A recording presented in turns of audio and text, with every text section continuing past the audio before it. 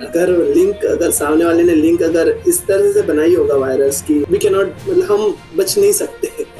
अक्सर लोगों को ये पता नहीं होता है कि उस लिंक के पीछे भी एक्चुअली एक वायरस छुपा हुआ है। उस वायरस को एंट्री दे रहे हैं, हम खुद उस लिंक को क्लिक कर रहे हैं, तब जाके हम वायरस को बता रहे कि come and install in my mobile. नमस्कार, मैं हूं आपकी होस्ट और दोस्त गौरी और आपका स्वागत है एयर न्यूज में। आज का हमारा टॉपिक है कीला या नल, यानी कि आज की दुनिया में साइबर सुरक्षा को समझना कितना जरूरी है।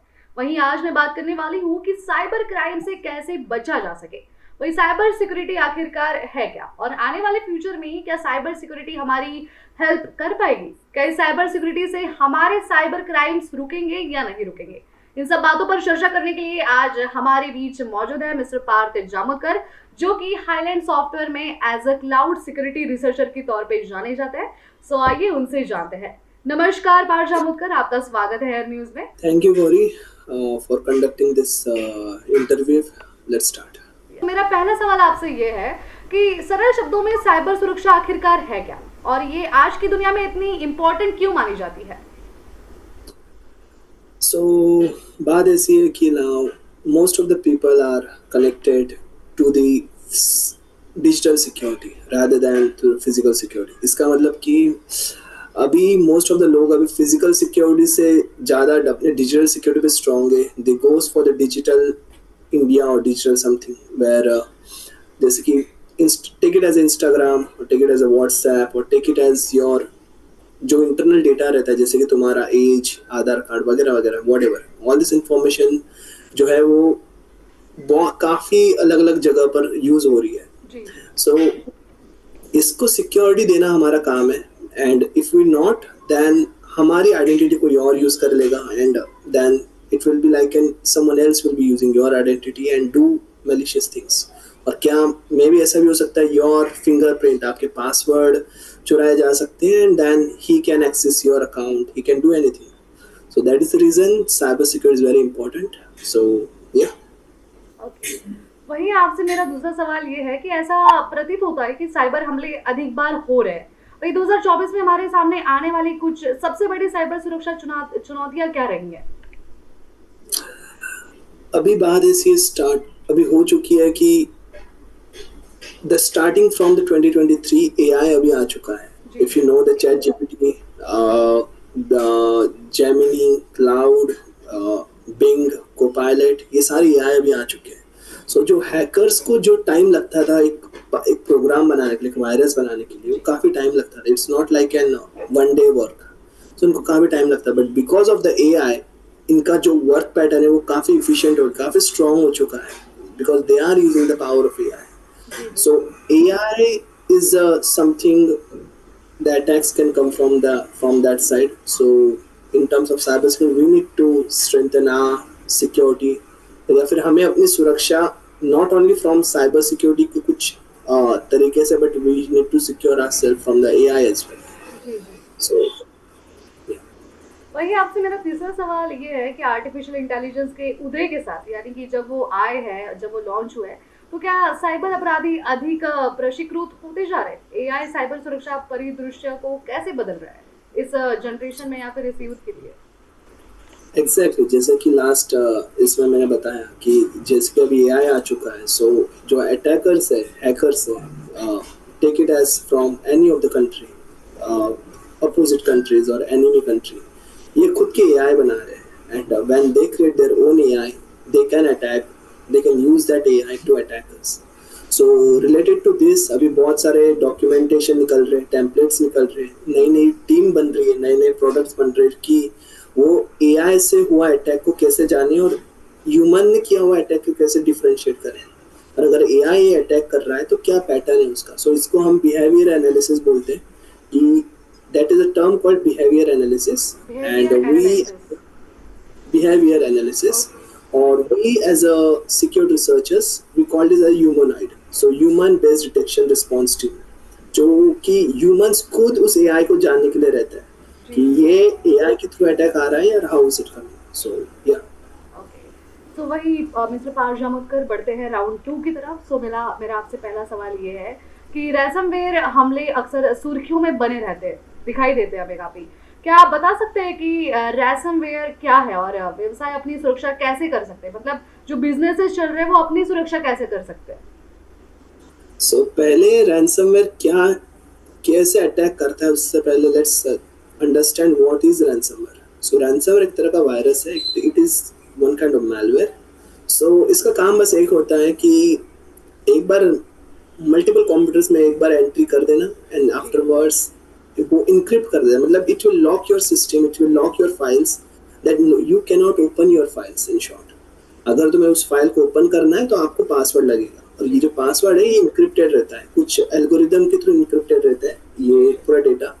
तो अटैकर्स ये रैंसम, उसको हम रैंसम मनी बोलते हैं कि अटैकर फिर बाद में रैंसम मनी बोलेगा कि मुझे इन bitcoins I need $17,000 whatever kind of dollars in a bitcoin. तो इस तरह से वो मनी मतलब ransom money मांगी, and then they will give you the password to unlock your all the computers. So now think of like कि for example let's take uh, electrical network और may be जो जहाँ पे ये पूरी जो वीज चलती है, जो लाइट चलती है ना, अगर इसका जो मेन स्टेशन है अगर यही लॉक हो गया कि पीपल नो वन नोज कि इसका बिल पेड है या नहीं है, इसको कितना इलेक्ट्रिसिटी देना है, एक्सेट्रा एक्सेट्रा, अगर यही पूरा सिस्टम लॉक हो गया, सो हाउ कम इन मतलब पता चलेगा। It can literally take the company down. और अगर वो ऐसा कुछ बिजनेस को अटैक होता है which is related to the nation like India, take it as India which is our own country, तो अगर इंडिया के समझ लो रेल नेटवर्क की तरफ अटैक हुआ, so almost all the rail networks will be down, there will be no trains running. So if you think about the catastrophe effect, it will be too much. So it can bring the country down as well if required, if the attack is too much of sophisticated. जी, जी। So वैसे that is a ransomware।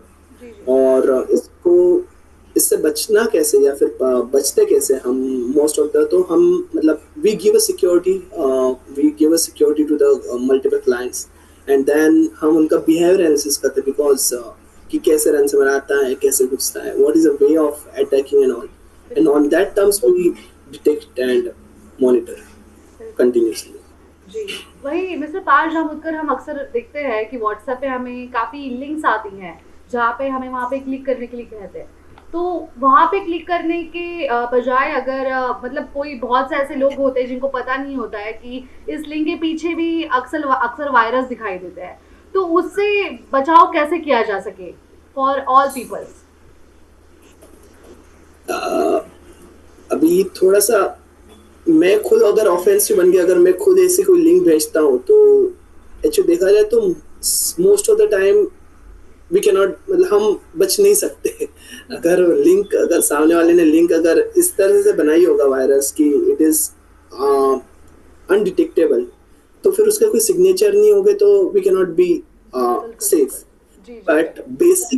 But basic जो security रहती है वो एक I can say is install the good antivirus in your computer or in your mobile which will continuously scan the links। मतलब जो कुछ सॉफ्टवेयर कंपनीज रहते हैं, एंटीवायरस कंपनीज रहते हैं, ये कंटिन्यूसली जो कौन से अच्छे यूआरएल्स है, कौन से बुरे यूआरएल्स है, इनको मॉनिटर करते रहता है और वो अपनी तरफ से स्कोर डालते रहता है कि इसका स्कोर 2 है, कि ठीक है ये थोड़ा मेलिशियस लग रहा है पर इतना ज़्यादा नहीं है।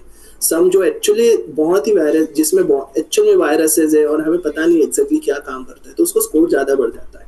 So install the good antivirus, like there are a lot of good antivirus there in market and which will help you। Another thing is ensure that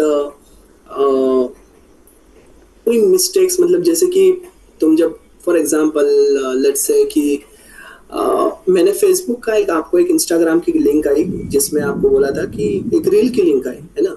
so because most of the reels are been shared on WhatsApp and all right. So when you click on that link, हमें वो बोलते हैं कि Instagram पे log in करो, user name password डालो। वो जो पेज होता है उसमें पेज में कुछ चेंजेस रहते हैं, मतलब जो ओरिजिनल इंस्टाग्राम का पेज होता है उससे थोड़ा सा यूआरएल चेंजेस होती है। मतलब एक्चुअल में अगर जब तुम यूआरएल चेक करोगे वो instagram.com नहीं रहता है, ओके। वो रहता है कुछ भी ई इंस्टाग्राम का आय रहता है तो उसकी जगह वो ई कर देंगे, तो instagram.com, या फिर इंस्टाग्राम का ए की जगह पे ओ कर देंगे, मतलब जो कि हमें समझेगा नहीं।